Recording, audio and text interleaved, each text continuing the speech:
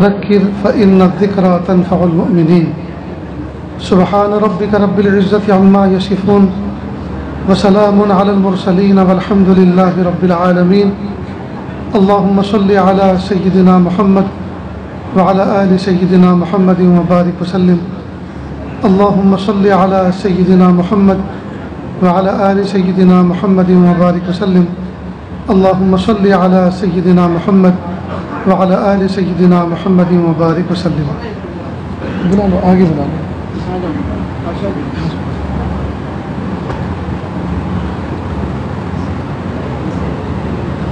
اللہ رب العزت نے اس کائنات کے اندر ہر جاندار کا ایک جوڑا بنایا ہے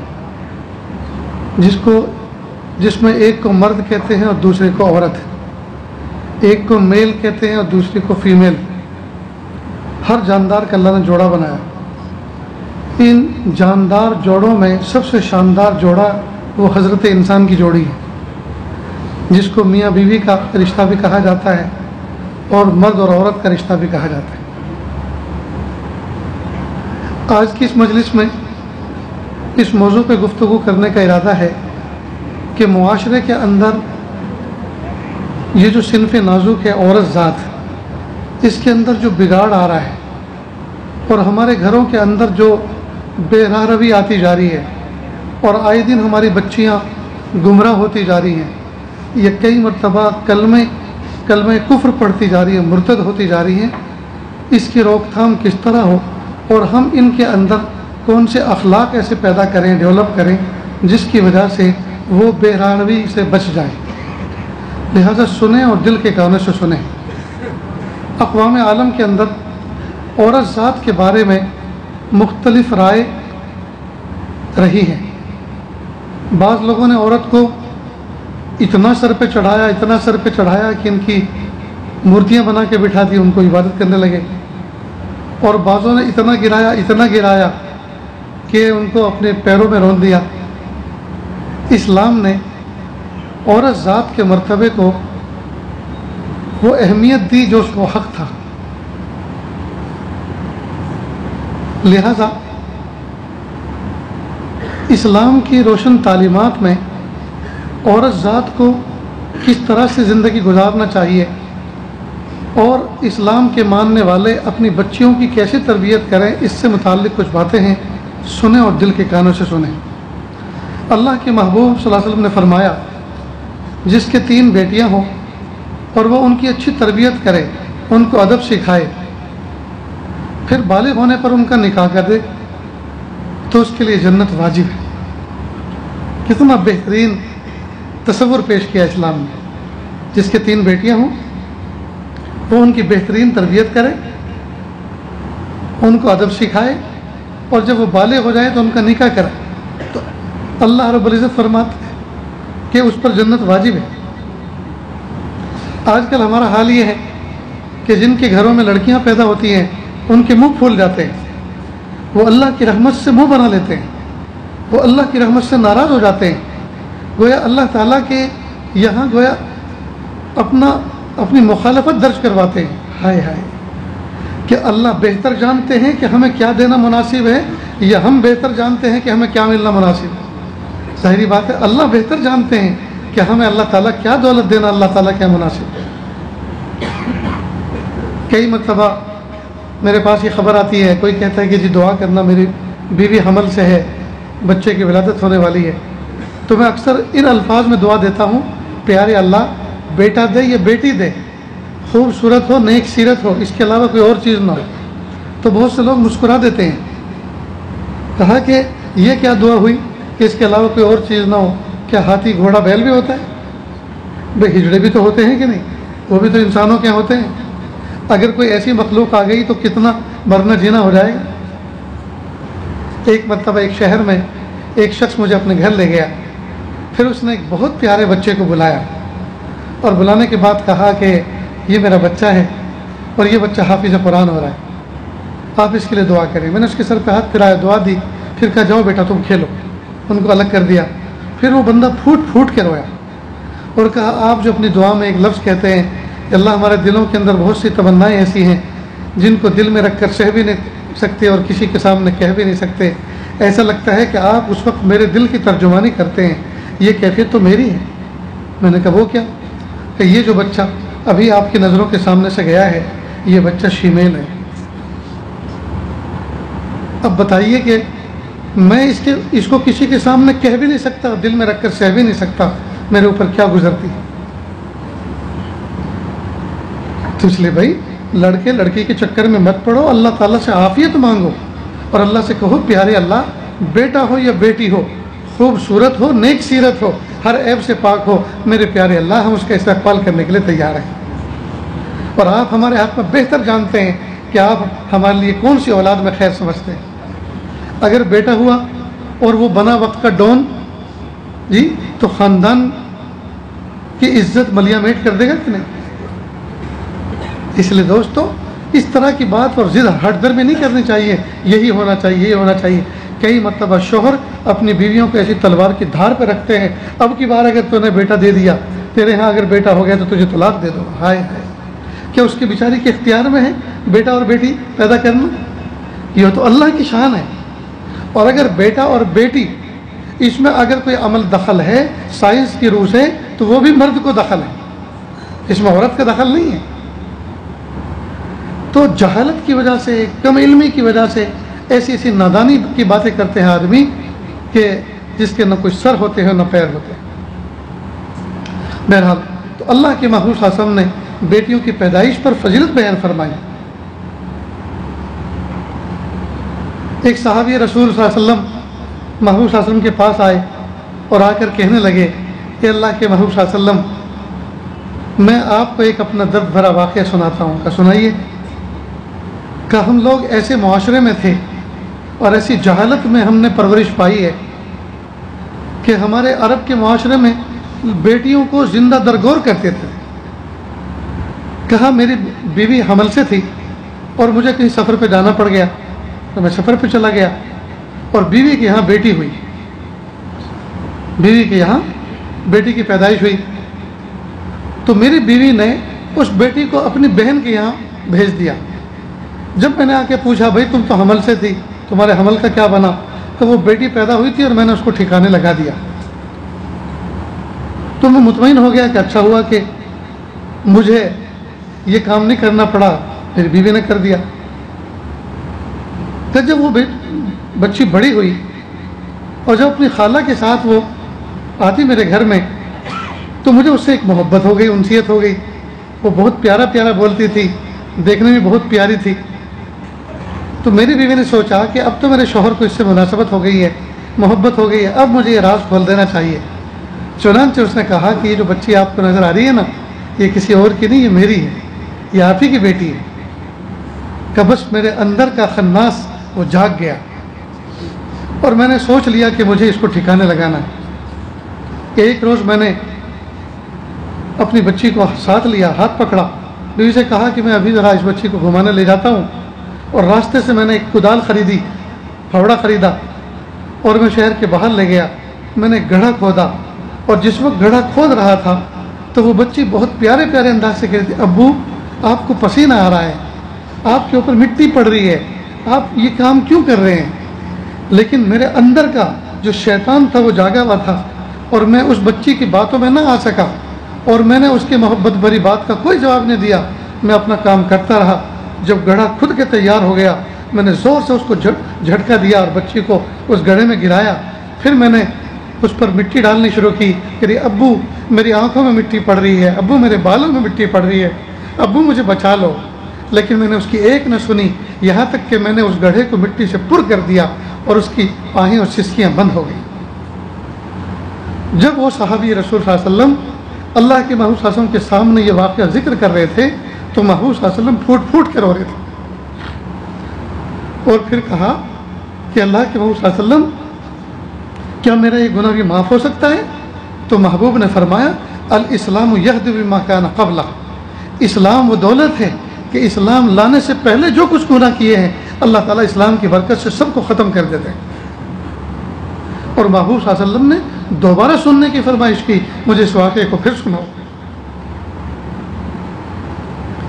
وہ جو بہت سے جملے ہیں نا حدیث میں اللہ کے محبوب صلی اللہ علیہ وسلم نے فرمایا مجھے عورتوں سے محبت ہے، تو سر پھرے لوگ یوں کہتے ہیں کہ دیکھو ان کا نبی وہ تھا جو سیکسول جذبات سے چور تھا اور وہ عورتوں سے محبت کرتا تھا۔ اور عقل کے اندھوں کو یہ پتہ نہیں ہے جس معاشرے میں پیدا ہونے والی بچی کو گڑھوں میں دبا دیا جاتا تھا، مٹی میں دبا دیا جاتا تھا، ختم کر دیا جاتا تھا، زندہ درگور کر دیا جاتا تھا، اس زمانے میں اگر کوئی بندہ یوں کہہ رہا ہے مجھے عورتوں سے محبت ہے تو وہ اس صنف نازک کے ساتھ محبت کا اظہار کر کے عورتوں کو وہ عزت دے رہا ہے، نہ یہ کہ اس کے ناپاک جذبات ان الفاظ میں جھلک رہے۔ لیکن چونکہ ہم شہوات کی دنیا میں رہتے ہیں، ہر بندے کے اوپر سیکسول بھوت چڑھا ہوا ہے، تو جب اس قسم کی بات آتی ہے تو ہر آدمی اسی تناظر میں سوچتا ہے کہ ہم بھی اس کے شوقین ہیں، ہمیں بھی اسی میں انٹرسٹ اور مزہ آتا ہے، اور ان کے نبی بھی کہہ رہے ہیں کہ مجھے بھی ان سے محبت ہے۔ لیکن عقل کے یتیموں کو یہ پتہ نہیں ہے کہ وہ کس پس منظر میں اس بات کو کہہ رہے ہیں۔ بہرحال تو اللہ کے محبوب صلی اللہ علیہ وسلم نے عورتوں کو عزت دی، بیٹیوں کو عزت دی۔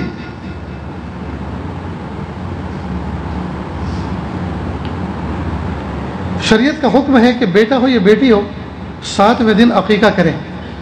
عقیقے سے بچے اور بچے کے اوپر جو کچھ اللہ بلا ہوتی ہے اللہ تعالیٰ اس کی تلافی فرما دیتے ہیں، ختم کر دیتے ہیں، بچہ جو ہے محفوظ ہو جاتا ہے بلاؤں سے۔ کتنی پیاری سنت ہے، محبوب صلی اللہ علیہ وسلم نے کتنا پیارا طریقہ بتایا۔ اب آئیے، عورت کی مختلف حیثیت ہیں، عورت بحیثیت بیٹی، عورت بحیثیت ماں، عورت بحیثیت بیوی۔ اب دیکھیے، ایک حیثیت بیٹی کی ہے، ایک حیثیت بیوی کی ہے، ایک حیثیت ماں کی ہے، اور تینوں کے درجات الگ الگ ہیں، تینوں کے ساتھ محبت کے پیمانے الگ الگ ہیں، تینوں کے ساتھ برتاؤ کا معاملہ الگ الگ ہے۔ بیٹی ہے تو آنکھوں کی ٹھنڈک ہے، بیوی ہے تو ہماری عزت و ناموس ہے، ماں ہے تو اس کے قدموں کے نیچے جنت ہے۔ کتنا پیارا لقب دیا شریعت نے۔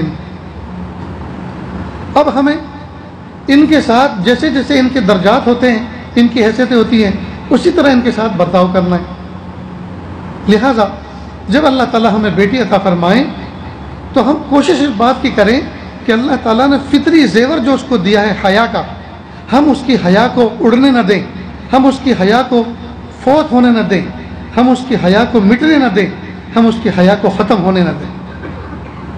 اور حیا تو ایمان کا ایک شعبہ ہے۔ اللہ کے محبوب صلی اللہ علیہ وسلم نے فرمایا اذا فاتت کل حیا فکن ما شئت، جب تیری حیا ختم ہو جائے اب جو چاہے تو کرتا پھر۔ تو حیا تو پروٹیکشن ہے، حیا تو حفاظت کا ضامن ہے۔ اس حیا کی برکت سے نہ جانے کیسے کیسے لوگوں کی عزتیں محفوظ ہیں۔ اور آج ساری کی ساری دنیا اور دنیا شیطان اور دنیا شیطانیت وہ اسی حیا کی دشمن ہے۔ یہاں تک کہ کہا جا رہا ہے شیم از اے ویکنیس، سکنس۔ شرم تو ایک بیماری ہے، جو لوگ شرمیلے ہوتے ہیں، جو شرم و حیا والے ہوتے ہیں، عیاش قسم کے لوگ ان کو بیمار کہتے ہیں، یہ حیا کا مریض ہے۔ تو دنیا کوشش اس بات کی کر رہی ہے کہ حیا ختم ہو جائے۔ آج جو پوری دنیا کی تہذیب کا ٹکراؤ ہے اور اہل ایمان سے جو پوری دنیا نے دشمنی کا لوا لے رکھا ہے، اس کی وجہ یہ ہے کہ ساری دنیا تو ننگی ہو گئی، ساری دنیا تو اپنی حیا ختم کر چکی، ساری دنیا جی وہ تو نیکر اور بنیان اور چڈی میں آ گئی، اب فل لباس کے اندر مومن ہی بچے ہیں، اور یہی ہیں جو ان کو یوں کہہ رہے ہیں کہ تم ننگے ہو، تو وہ یوں کہہ رہے تم بھی ننگے ہو جاؤ، سارے جھگڑے ختم ہو جائیں گے، تمہارا کفر کا کلمہ پڑھ لو، پھر کوئی لڑائی نہیں، ہم سب بھائی بھائی۔ اور یہ کبھی قیامت تک ہو نہیں سکتا۔ تو مسئلہ تہذیب کا ہے۔ اللہ رب العزت نے مجھے اور آپ کو چند روزہ زندگی عطا فرمائی ہے، کچھ گزر گئی کچھ باقی ہے، نہیں پتہ جو گزر گئی وہ زیادہ تھی، یہ جو بچی ہے وہ زیادہ ہے۔ مجھے تو اپنا چہرہ آئینے میں دیکھ کے لگتا ہے یہ جو گزر گئی وہ زیادہ گزر گئی، اب جو بچی ہے وہ تھوڑی بچی ہے۔ اب تھوڑے دنوں کے اندر تلافی مافات بھی کرنی ہے اور حفظ ما تقدم بھی کرنا ہے، اللہ ہی آسان فرمائے۔ اس لیے دوستو، اللہ تعالیٰ نے جو زندگی عطا فرمائی ہے اس زندگی کی بچیوں کو حیادار بنائیں۔ اللہ نے فرمایا کہ حیا کی حفاظت کرو، تو ہم اپنی بچیوں کو حیادار بنائیں۔ قرآن پاک حمائل میں کھلا رہتا ہو، اور جب وہ قرآن پاک وہ چہرہ ہے جس کے سامنے قرآن پاک حمائل میں کھلا رہتا ہو، اور جب وہ قرآن پاک وہ چہرہ پڑھا ہے عورت کی زینت اور خوبصورتی میں اضافہ ہوا کرتا ہے. لیکن افسوس کی بات ہے حیا تو اڑ چکی ہے, حیا تو ختم ہو چکی ہے, اور اب اپنے آنکھوں کو سرمے اور کاجل سے خوبصورت بنانے کی کوشش کر رہے ہیں. حیا تو آنکھ کے پوائنٹ جو مردوں کے لیے ضروری ہے کہ وہ, تو سب سے پہلا پوائنٹ جو مردوں کے لیے ضروری ہے کہ وہ اپنی بچیوں کے اندر حیا کو باقی رکھیں, حیا ختم نہ ہونے دیں. اب حیا کس طرح سے ختم ہوتی ہے کہ جو مقدار ہے لباس کی اس میں کٹوتی کرتے ہیں. نتیجہ ہوتا ہے کہ بچی کا پھر حیا کی جو مقدار ہے لباس کی اس میں کٹوتی کرتے ہیں. نتیجہ ہوتا ہے کہ بچی کا پھر مزاج یہی بننا شروع ہوتا ہے, وہ اسی لباس کو لائک کرتی ہے. بچپن میں اس کو ٹی شرٹ پہنائیں گے, بچپن میں اس کو جینس پہنائیں گے, وہ بچپن میں اس کی, اور یہ حیا کے خلاف ہے. لہذا بچپن سے چیزوں کو پسند کرے گی اور یہ حیا کے خلاف ہے. لہذا بچپن سے اس کے سر کو کور کرنے کی عادت ڈالے, اس کو حیا والا لباس پہنائے. باڈی شیپ لباس نہ ہو, بہت چست لباس نہ ہو, لباس ڈھیلا ڈھالا ہو, نیٹ جیسا لباس نہ ہو جس پر اس کا خیال رکھیں بچپن لگتا ہوا نظر آئے, بلکہ اتنا گھٹ ہو کہ اس کا بدن اس میں چمکتا ہوا نظر آئے. اس کا خیال رکھیں بچپن سے. اور اللہ رب العزت نے اس حیا کی صفت کو مستقل اہمیت دی. ہم شعیب علیہ السلام مدین میں رہا کرتے تھے, پہنچے علیہ السلام مصر سے اپنی جان کی حفاظت کی خاطر چلے مدین پہنچے. مدین میں دیکھا کہ ایک کنواں ہے, کنویں کے پاس مختلف لوگ اپنے اونٹ بکریاں لے کر کھڑے ہیں, بھیڑ لگی ہوئی ہے. 2 بچیاں بھی ہیں جو فل کور میں ہیں, چادر سے اپنے آپ کو ڈھانپ رکھا ہے. وہ اپنی بکریوں کو ایک طرف لے کر کھڑی ہوئی ہیں, شرم و حیا. اس کے بعد پھر ہماری باری آئے گی. کہا یہاں کوئی اور کنواں نہیں ہے؟ کہ ایک کنواں ہے, دوسری اور بکریوں کو پلا لیں, اس کے بعد پھر ہماری باری آئے گی. کہا یہاں کوئی اور کنواں نہیں ہے؟ کہ ایک کنواں ہے دوسری جگہ پر, لیکن اس کے اوپر بھاری بھرکم ایک ڈھکن رکھا ہوا ہے پتھر کا. کہ چلیے, چنانچہ وہاں گئے. سیدنا موسیٰ علیہ السلام نے, اللہ پاک نے ان کو مسل پاور عطا فرمائی تھی. انہوں نے تنے تنہا اس کو اور ڈھکن کو اٹھا کے ایک طرف رکھ دیا اور ان کی بکریوں کو پانی پینے کا موقع دیا. انہوں نے پانی نکالا, بکریوں کو پانی پلایا. اللہ کی شان, یہ دونوں بیٹیاں اپنی بکریوں کو پانی پلا کر جلدی گھر آ گئی. حضرت شعیب علیہ السلام جو سن رسیدہ تھے, معمر تھے, انہوں نے پوچھا بیٹیوں آج کیا ماجرا ہے, آپ بہت جلدی آ گئی پانی پلا کر بکریوں کو, روزانہ تو اتنی جلدی نہیں آتی. انہوں نے کہا ابا حضور آج ہمارے ساتھ میں معاملہ یہ پیش آیا, ایک مسافر تھا, ایک اجنبی تھا, اس نے ہمارے اوپر ترس کھایا اور اس طرح کا معاملہ کیا. تو انہوں نے کہا کہ پھر ان کو تو کوئی نہ کوئی اس کا ہمیں کوئی بدل دینا چاہیے, کہ ان کو بلا کر لاؤ. چنانچہ ان دونوں بہنوں میں سے ایک بہن بلانے کے آئے اور کہا ہمارے ابو آپ کو یاد فرما رہے ہیں. حضرت موسیٰ علیہ السلام سمجھ گئے کہ ایسی خدمت پر کچھ نہ کچھ ہدیہ یا کوئی نہ کوئی انعام ملا کرتا ہے.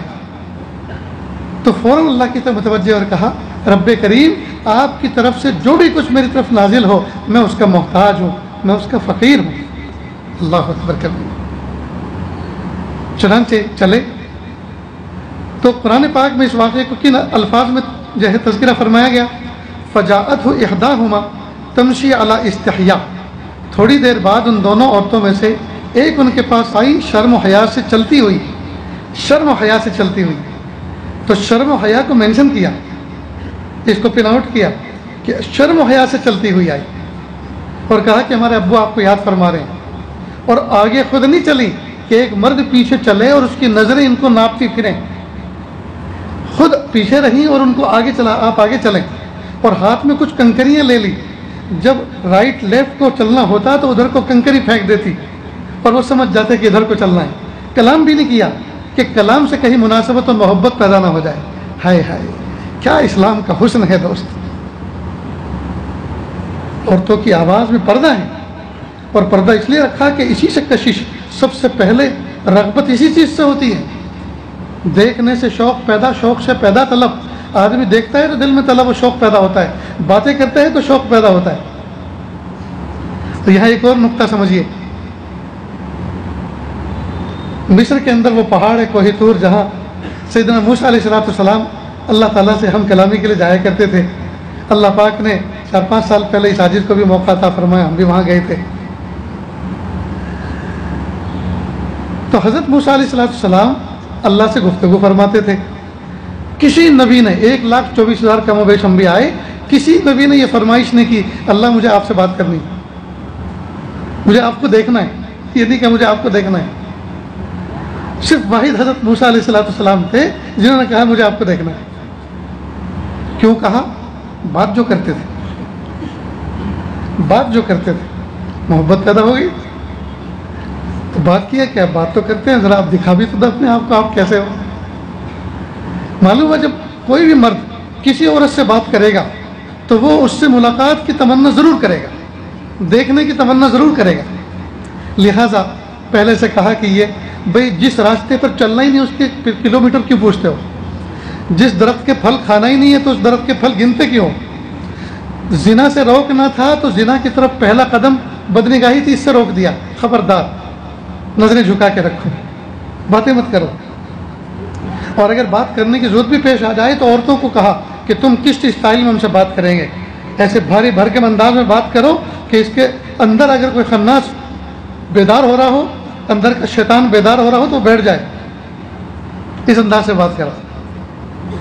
لیکن آج کل کی عورتیں لہک لہک کر مہک مہک کر ایسی بات کریں گی کہ سامنے والا لٹو ہو جائے. اللہ حفاظت فرمائے. تو حیا کا جو عنصر ہے اللہ رب العزت نے عورت ذات کے اندر, مرد کے اندر ایسا رکھا ہے کہ جو بہت سارے گناہوں سے انسان کی حفاظت کرتا ہے. یہ حیا ہی ہے کہ جو انسان کی حفاظت کرتی ہے.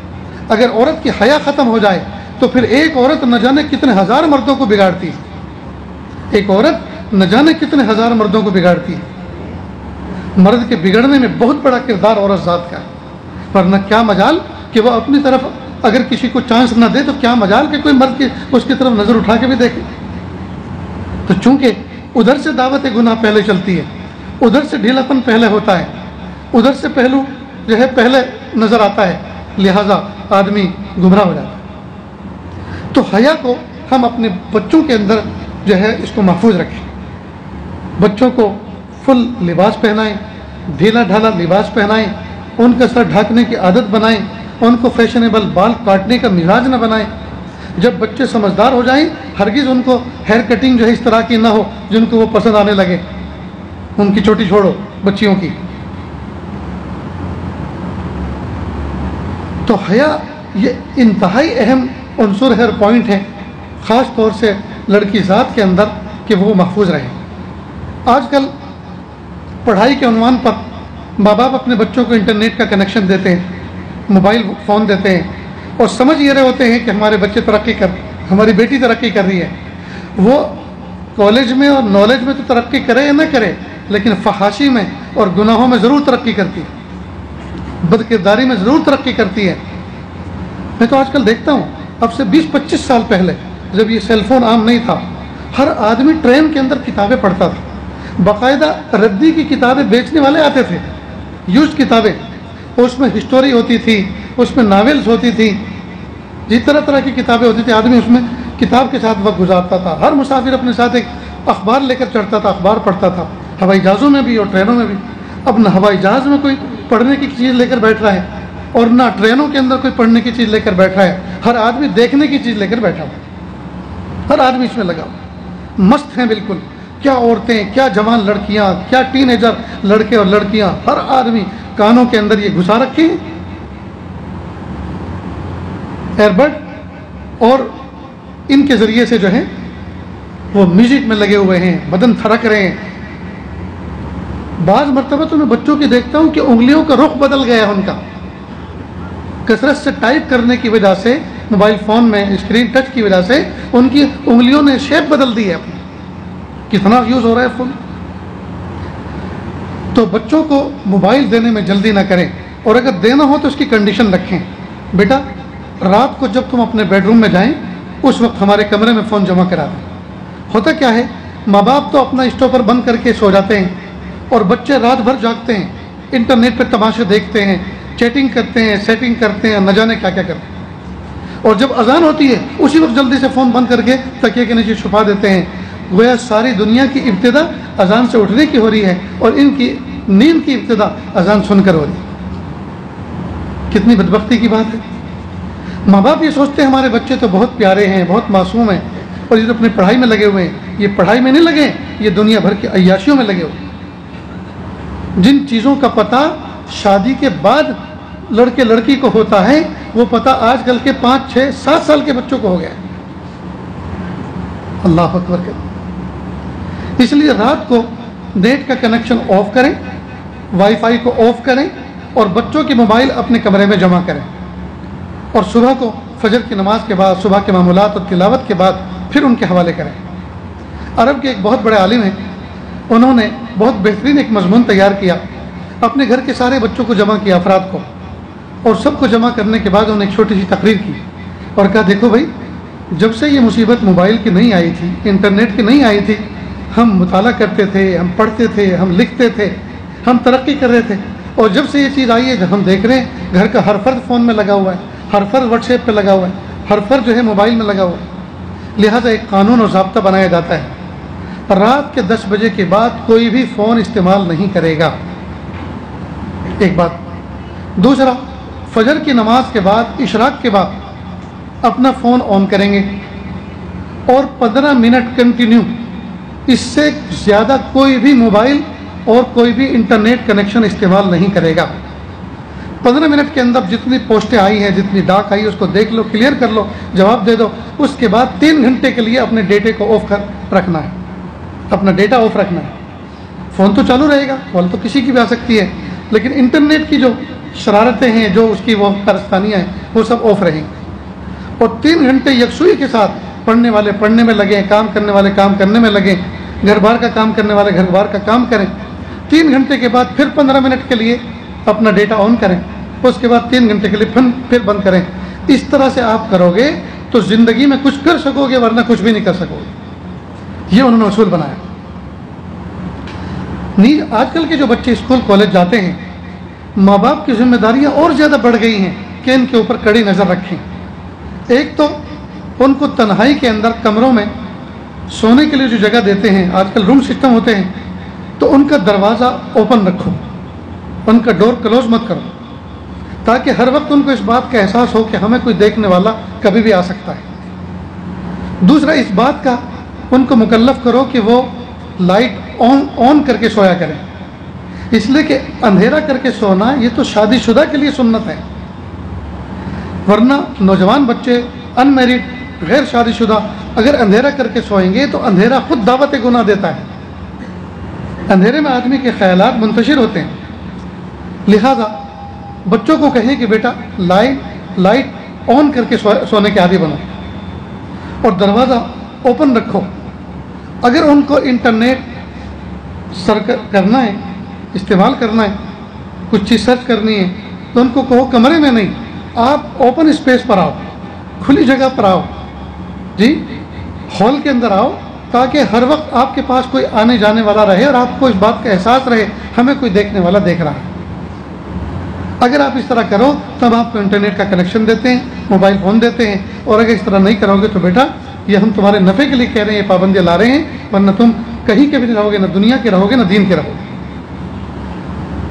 اسی طرح کئی مرتبہ اپنے بچوں کے موبائل فون کو چیک بھی کریں، ان باکس چیک کریں، آؤٹ باکس چیک کریں، ان کی پوسٹ چیک کریں، جی یہ انتہائی ضروری ہے۔ نیز ان کے جو دفتر ہیں، بستے، ان کے اسکول بیگ، ان کو بھی چیک کرتے رہیں، ان کی کاپیوں کے بھی ورق پلٹتے رہیں، کئی مرتبہ اس پہ دل بنا ہوا ہوتا ہے، کئی مرتبہ اس کو کوئی تیر جو ہے کراس کر رہا ہوتا ہے۔ یہ ساری علامتیں بھی اس بات کی ہیں کہ بچوں کا ذہن اب کسی اور طرف چلنے لگا ہے، ان کا تعلق کسی سے جڑنے لگا ہے، تو اس پہ کڑی نظر رکھیں کہ ان بچوں کے تعلقات کسی سے ناجائز استوار نہ ہو۔ کئی مرتبہ بچے اپنے کلاس فیلو کے ساتھ اس کے گھر پہ جا کر ساتھ میں پڑھنے کی کوشش کرتے ہیں، اس پر انتہائی کڑی نظر رکھیں۔ کئی مرتبہ اسی طرح سے تعلقات جڑتے ہیں اور بچے دیر تک دوسرے کے گھر میں رہتے ہیں، تنہائی کے کمرے میں بند کر کے دنیا بھر کے کھیل تماشے کرتے ہیں۔ یہ ساری کی ساری چیزیں حیا کو محفوظ رکھنے والی ہیں، اگر اس پہ کڑی آپ نظر رکھیں گے، اور اگر نہیں رکھیں گے تو حیا ختم ہو جائے گی، اور جب حیا ختم ہوئے گی، جب حیا نہ رہی تو اب کیا رہا، اب تو ایمان کی باری لوٹنے کی آ گئی۔ اللہ حفاظت فرما۔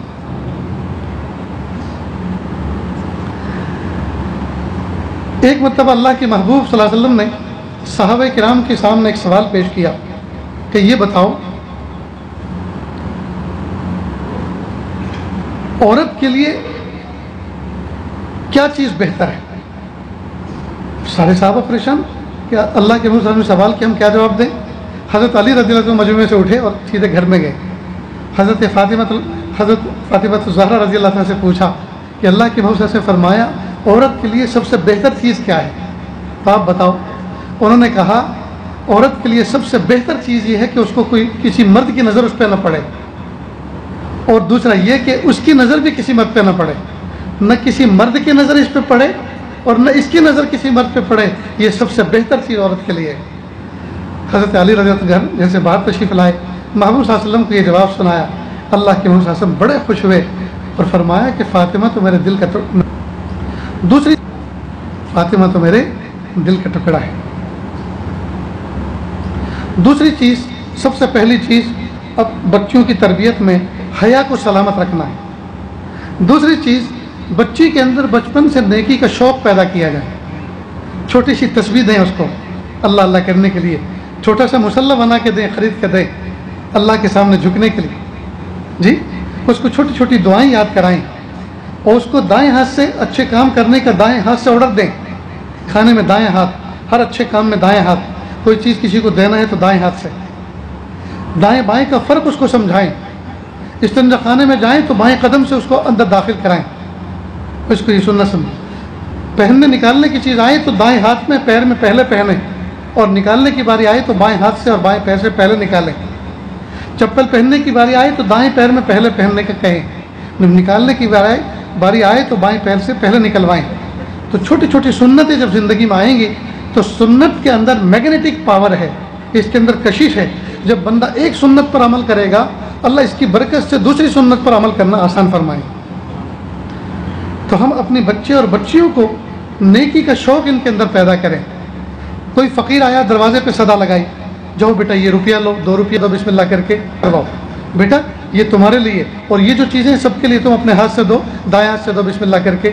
تو بچے کو خرچ اس طرح کے وہ کھیلنے کے دیتے ہیں. ہرگز نہیں اس سے بڑھا کے 100 کا نوٹ، 500 کا نوٹ، 1000 کا نوٹ اس طرح کے وہ کھیلنے کے دیتے ہیں. ہرگز نہیں اس سے بچے کے دل میں مال کی محبت آئے. بہت سے کھلونے ایسے آتے ہیں جن کو جوڑا جاتا ہے اور کوئی چیز بنائی جاتی ہے، جیسے کوئی بلڈنگ بنا. بہت سے کھلونے آتے ہیں جن کو جوڑا جاتا ہے اور کوئی چیز بنائی جاتی ہے، جیسے کوئی بلڈنگ بنائی جاتی ہے اور کوئی شہر بسایا جاتا ہے، تاکہ بچوں کے اندر اس طرح کی صلاح اور اللہ ہوگا. ومن کا تو اللہ کی ذات سے امید ہے کہ سب سے آخری کلام بھی اس کا لا الہ الا اللہ اور اللہ ہوگا. ومن کان آخر کلامہ لا الہ الا اللہ دخل الجنہ، اور جس کا آخری کلام لا الہ الا اللہ ہوگا وہ جنت میں داخل ہوگا. اللہ اللہ کہنے کا عادی بنائے، اس کی انگلیاں بند کر کے ایک انگلی آزاد کر کے، اس لیے بچوں کو اللہ اللہ کہنے کا عادی بنائے. اس کی انگلیاں بند کر کے ایک انگلی آزاد کر کے بیٹا بولو اللہ ایک ہے، اللہ ایک ہے، تاکہ اس کے اندر توحید کا احساس پیدا ہو. بہرحال بچپن سے نیکی کا جذبہ جو ہے بچے کے اندر، خدمت کا جذبہ. جی ان کو پانی پیش کرو، بیٹا ان کے پیر دباؤ. بچوں کے اندر خدمت کا جذبہ پیدا ہے، خاص طور سے لڑکیوں کے اندر. تو جب خدمت کا جذبہ پیدا کریں گے تو یہ جذبہ بچوں کا زندگی کا ایک جز بن جائے گا. پھر یہ خدمت کے بغیر نہیں رہ سکیں. آج کل کے جو جھگڑے ہو رہے ہیں، جمعہ 8 دن نہیں گزرتا بچے کا نکاح ہوتا ہے اور کمپلین آنی شروع ہو جاتی ہیں. اس کی وجہ یہ کہ بچپن سے خدمت کا جذبہ نہیں سکھایا. تعلیم پر اتنی محنت کی جاتی ہے کہ ان کے یہاں بچیوں کی تربیت اور تعلیم پر اتنی محنت کی جاتی ہے کہ بچیوں سے toilet, wash room, bath room بھی صاف کروائے جاتے ہیں. کئی مرتبہ بچیاں لندن امریکہ کی پڑھنے والی ہوتی ہیں، ان سے بھی یہ خدمت لی جاتی ہے جو اپنے گھرانے کی، بہت اونچے گھرانے کی ہوتی ہیں. ان کا کہنا یہ ہے کہ جب یہ بچی پرائے گھر جائے گی نکاح کے بعد اور گھر میں گیسٹ آنے والے ہوں گے اور ساس کہے گی بیٹا ذرا واش روم صاف کر دو، مہمان آنے والے. کہ میں نے اپنے گھر میں کبھی نہیں کیا، آپ کے گھر میں بیت الخلاء صاف کرنا ہے. یہیں سے لڑائی شروع ہوگی. اور جب یہاں ہم ان کی یہ تربیت کریں گے تو یہ اپنے گھر میں بھی کریں گے اور اپنے سسرال میں بھی صاف رکھیں گے. ان کو کہنے کی ضرورت ہی پیش نہیں آئے گی. تو بچیوں کے اندر خدمت کا جذبہ پیدا کریں. بہت سے گھرانوں کے اندر پوش فیملیاں ہوتی ہیں، بہت بازوق ہوتی ہیں. جب بچیاں پڑھ رہی ہوتی ہیں اس دوران کچن کے اندر ہرگز ماں ان کو نہیں لاتی اور سمجھتی ہیں کہ یہ تو بہت بڑی گستاخی ہو جائے گی، بچیوں کو تعلیم کے دوران جو ہے ہم کچن کے اندر شامل کریں، یہ ٹھیک نہیں. اور بچیاں بھی سوچتی ہیں کہ ہاں ہمیں پڑھنے کے لیے فارغ کیا ہے تو پڑھنے کے لیے رکھو، ہم سے روٹیاں مت پکواؤ، ہمارے ہاتھ اس قابل نہیں ہے کہ آٹا گوندیں، یہ ہماری شان کے خلاف ہے۔ نتیجہ کیا ہوتا ہے، بچیاں جب بڑی عمر کو پہنچتی ہیں اور پھر پکانا شروع کرتی ہیں، ان کے کھانوں میں لذت ہی نہیں آتی۔ بڑی عمر میں میچور ہو کر جب کھانا پکانا شروع کرتی ہے، اس کے کھانے میں لذت ہی نہیں آتی۔ بچپن سے جو روٹیاں پکاتی ہیں، بچپن سے جو ماں کے ساتھ میں رہ کر ان کی خدمت کے جذبے سے آگے بڑھتی ہیں، ان کے کھانے میں ٹیسٹ ہی کچھ اور ہوتا ہے۔ تو یہ خدمت کا جذبہ بچپن سے پیدا کریں۔ جب ان کے ہڈیاں مضبوط ہو جائیں گی، ان کی عادتیں فکس ہو جائیں گی، اب کیا خاک ان سے مکتی لگے گی آٹا گوندے گا؟ اب کیا خاک ان سے جو ہے پیاز کاٹی جائے گی، وہ تو کہیں گے کہ یہ تو اس میں تو جھل بہت ہے، اس میں تو ناک میں اور آنکھ میں دونوں سے پسینہ، دونوں سے پانی ٹپکتا ہے، یہ کام ہم سے نہیں ہو سکے گا۔ ہائے ہائے، جو کچن کے اندر پیاز نہ کاٹ سکے، جو آٹا نہ گوندھ سکے، وہ خاک زندگی کا کوئی کام کرے گی؟ خاک اپنے شوہر کو گرم کھانا پکا کے کھلائے گی؟ تو بچپن سے خدمت کا شوق بچوں کے اندر پیدا کریں، خاص طور سے بچیوں کے اندر۔ چوتھا پوائنٹ ہے، بچوں کے اندر استقامت کا جذبہ پیدا کریں۔ استقامت یعنی ڈٹ جانا، نیکی پر اڑ جانا، ڈٹ جانا، پریشانیوں کو اور تکلیفوں سے ہمت نہ ہارنا، برداشت کرنا۔ اللہ کے محبوب صلی اللہ علیہ وسلم کی بیٹی، اللہ اکبر، کائنات کی سیدہ، جی اونٹوں کو دانہ دل کر دیتی تھی، اپنا آٹا گوندتی تھی، گھر کے کام کاج کرتی تھی، یہاں تک کہ جو ہے ہتھیلی میں ٹھیکے پڑ گئی تھی، لیکن ہمت نہیں ہاری، رو کے گھر نہیں آ گئی کہ آپ کائنات کے سردار ہیں، آپ نبی ہیں، آخر الزماں ہیں، میں آپ کی بیٹی ہوں اور پیاری ہوں، اور آپ نے مجھے کس گھر میں بیاہ دیا، مجھے اتنی خدمت کرنی پڑتی ہے، اتنے کام کرنے پڑ رہے ہیں، میں نہیں کر سکتی۔ ایسا نہیں کیا، اللہ اکبر۔ تو ہمیں حضرت سیدہ فاطمہ الزہرا رضی اللہ تعالیٰ عنہ کی سیرت سے اور ان کی زندگی سے اس بات کا سبق ملتا ہے، ہم اپنے بچوں کے اندر استقامت کا جذبہ پیدا کریں کہ پیارے بچوں استقامت کے ساتھ آگے بڑھو۔ کچھ دن ابتدا میں تکلیف آتی ہیں، اللہ رب العزت پھر سب کو ماضی بنا دیتے ہیں، سب پاس بن جاتا ہے، ماضی بن جاتا ہے، پھر آئندہ اللہ پاک نعمتیں عطا فرماتے ہیں۔ تکلیف کے دن تھوڑے ہوتے ہیں، راحت کے دن زیادہ ہوتے ہیں۔ تو اس چیز کا یہ جذبہ بچوں کے اندر پیدا کریں۔ اور آخری پوائنٹ میں اپنی بات کو کنارے کر رہا ہوں، بچوں کے اندر زہد فی دنیا پیدا کریں، یعنی دنیا کی چمک دمک بچوں کے اندر پیدا نہ ہونے دیں، دنیا سے وہ ہٹ کٹ کے رہیں، وہ نعمتوں میں ضرور رہیں لیکن نعمتیں ان کے دلوں میں جگہ نہ بنائیں۔ اپنے فون کو چوم چاٹ کے رکھنا، اپنی جویلری کو چوم چاٹ کے رکھنا، اپنے کپڑوں کو ہر وقت چوم چاٹ کے رکھنا، بار بار کباٹ اور الماری کھول کے ان کو دیکھنا، او میرے پاس ایسے ایسے ڈریس ہیں، بار بار ان میں ہاتھ ڈال کے دیکھنا، کل مجھے یہ پہننا ہے، آج مجھے یہ پہننا ہے، پرسوں مجھے یہ پہننا ہے، فلاں دعوت میں مجھے یہ پہن کے جانا ہے۔ یہ دنیا کی محبت بچوں کے دل میں نہ آنے دیں۔ تو زہد فی دنیا یہ ایک بہت بڑی دولت ہے، اللہ تعالیٰ کی محبت پانے کے لیے ان چیزوں کو نکالیں۔ لہٰذا بچوں کے پاس جب ٹوائز کھلونے زیادہ آ جائیں تو بچوں کو کہیں بیٹا ہمارے پڑوس میں چھوٹے چھوٹے بچے ہیں نا، تم تو بہت کھیل لیا، اللہ تعالیٰ تمہیں اور دیں گے، یہ ان کو دے دو، ان کو کھیلنے کو دے دو۔ تو بچوں سے سخاوت کروائیں۔ اسی طرح ان کے پاس کئی مرتبہ بچپن سے جویلری جمع ہونی شروع ہوتی ہیں تو وہ جمع کر کے رکھتی ہیں، ان کی محبت دل میں آ جاتی ہے، وہ بھی اللہ کے راستے میں کئی مرتبہ نکلوائیں۔ بیٹا مسجد بن رہی ہے، اگر ایک اینٹ خرید کر مسجد میں لگ جائے گی، زندگی بھر ہمیں اس کا ثواب ملے گا اور اللہ تعالیٰ جنت میں ہمیں محل بنا کے دیں گے۔ آپ یہ جو آپ کے پاس جویلری ہے، یہ چیز ہے، بیٹا یہ اللہ کے راستے میں دے دو نا۔ ایسا مزاج بنائیں تاکہ بچوں کے اندر زہد کی صفت پیدا ہو، مال و متاع سے محبت پیدا نہ ہو، ورنہ کئی مرتبہ انہی چیزوں پہ لڑائی ہو جاتی ہے۔ جب یہ بچیاں مال کی محبت پر جو ہے سینے میں لے کر پروان چڑھتی ہیں اور اگلے گھر جاتی ہیں اور وہاں ننند نے یا ان کی دیرانی جٹھانی نے کوئی چیز ان کی استعمال کی لے لی اور پہن لی، بس اس کے اوپر تو لڑائی ہو جاتی ہے، میری چیز کیوں لی، میری چیز کیوں پہنی۔ یہ چیز نہیں ہونی، سخاوت کا جذبہ ہو، دنیا کی محبت نہ ہو، دنیا کی محبت دل سے نکل جائے۔ تو یہ باتیں یاد رہے گی نا انشاءاللہ۔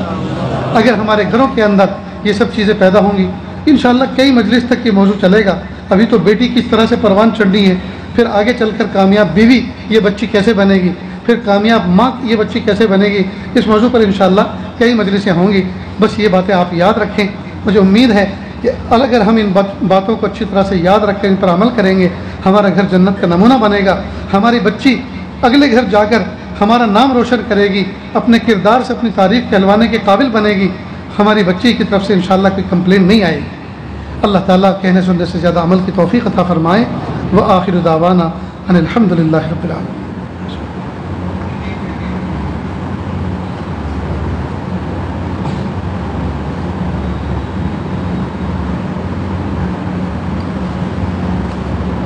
بہت سارے لوگ ہر مجلس میں اس نیت کے ساتھ آتے ہیں کہ بقیہ زندگی ہمیں اب توبہ طائب ہو کر گزارنی ہے، اللہ کا نیک بندہ بننا ہے اور ہمیں انسان بن کے زندگی گزارنی ہے۔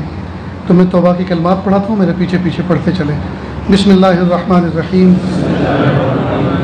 لا الہ الا اللہ محمد الرسول اللہ صلی اللہ علیہ وسلم۔ اشہد ان لا الہ الا اللہ واشہد ان محمدا عبدہ ورسولہ۔ استغفر اللہ ربی من کل ذنب واتوب الیہ۔ استغفر اللہ ربی من کل ذنب واتوب الیہ۔ آمنت باللہ کما ہوا باسمائہ وصفاتہ وقبلت جمیع احکامہ اقرار باللسان وتصدیق بالقلب۔ وصلی اللہ تعالی علی خیر خلقہ محمد وعلی آلہ واصحابہ اجمعین برحمتک یا ارحم الراحمین۔ اللہ کا شکر، یہ کلمات پڑھنے کے بعد توبہ طائب ہو گئے، اللہ تعالیٰ اس توبہ کو قبول فرمائے۔ زندگی کیسی گزارنی ہے، ہلکے پھلکے معاملات سمجھ لیں۔ 5 وقت کی نماز اہتمام کے ساتھ پڑھیں، محبتوں کے ساتھ، نیز آگے پیچھے کی سنتوں کا اہتمام بھی کریں۔ روزانہ پاؤ پارا قرآن پاک کی تلاوت کریں دیکھ کر، اور دھیرے دھیرے اس میں اضافہ کریں، جتنا گڑ اتنا میٹھا۔ اس کے علاوہ ایک تسبیح استغفار کی، ایک درود شریف کی، ایک تیسرے کلمے کی صبح شام پڑھیں۔ انٹرنیٹ کا اور سیل فون کا غلط استعمال نہ کریں اور اپنی ذات سے کسی کو تکلیف نہ پہنچائیں۔ یہ ابتدائی بنیادی معمولات ہیں، اس کو اپنائیں، انشاءاللہ اللہ تعالیٰ زندگی کو حسین بنا دیں۔ بقیہ باتیں جیسے جیسے رابطہ کریں گے، ملیں گے، انشاءاللہ آگے بتائیں۔ دعا سے پہلے تھوڑی سی دیر کے لیے ہم اللہ اللہ کر لیں، آنکھوں کو بند کر لیں، سر کو جھکا لیں، دنیا اور دنیا میں جو کچھ ہے اس سے ہٹ کٹ کے اللہ کی یاد میں ڈوب جائیں۔ نیت کریں اللہ کی رحمت آ رہی ہے، میرے دل میں سما رہی ہے، میرے دل سے گناہوں کی ظلمت و سیاہی دور ہو رہی ہے، میرا دل کہہ رہا ہے اللہ اللہ اللہ۔ دائیں بائیں کوئی کسی کو نہ دیکھے، اپنے دل میں جھانک کر اپنی زندگی سے واقف ہوں۔ جب انسان دل کی آنکھیں کھول کر اس میں جھانکتا ہے تو گزری ہوئی زندگی میں گندگی نظر آتی ہے۔ آج اس گندگی پر آنسو بہانے کا وقت ہے اور اللہ تعالیٰ سے معافی مانگنے کا وقت ہے۔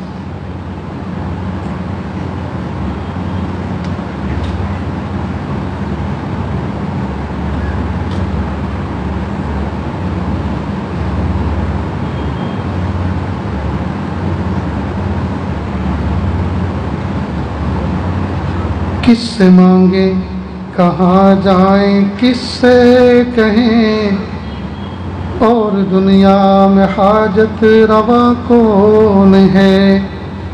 کس سے مانگیں کہاں جائیں، کس سے کہیں، اور دنیا میں حاجت روا کون ہے۔ سب کا داتا ہے تو، سب کو دیتا ہے تو،